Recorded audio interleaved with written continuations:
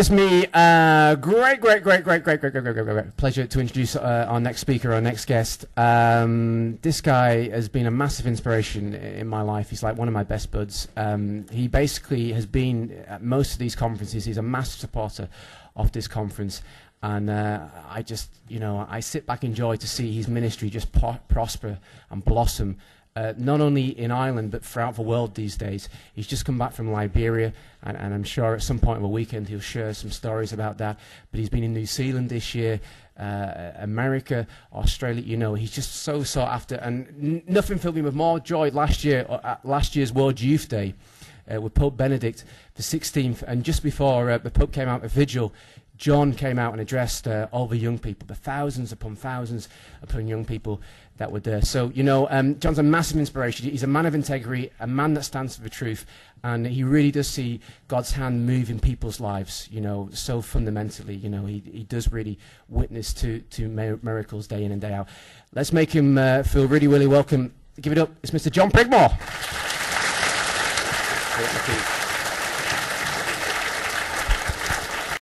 Just finally, I expect the story that I very much like, and the story that gives me a great sense of purpose, is the story of the two priests who go and visit this farmer. And this farmer loves showing people around his farm. It's one of the favourite things he has to do. Anyhow, one day these two priests come, and he says to these priests, "Look at my fields and fields of wheat." And there's fields and fields of wheat. He said, "I planted these with my own hands." And one of the priests very piously turns to the other one and says, "God has been very good to you." And he sort of mutters, and then he carries on. And he says, "Look at my cows," and there's fields and fields of cows. He said, "I raised these with my own hands." And the priest very piously turns to the other priest and says, "God has been very good to you." And he mutters again, and he's beginning to get the hump now. And then he says, "Look at my barns of oats," and there's barns and barns full of beautiful oats. And he says, "I grew these with my own hands." And the priest very piously turns to his other priest and says, "God has been very good to you."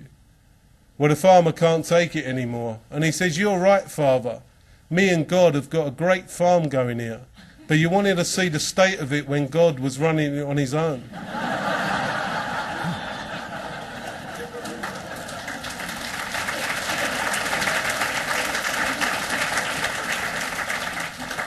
I think God needs us to tend to his vineyard.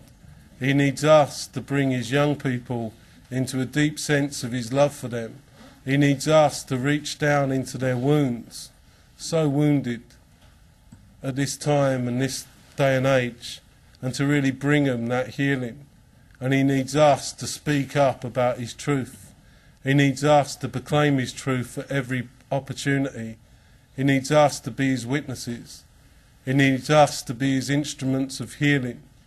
And all I know is the more I try and become what he wants, the more fulfilled and happy I become, the more grace I seem to receive in my life. And the greatest gift, as I said to you before, he's gave me, is that gift of being able to love. And the more I understand his love for me, the less fear there is in my life.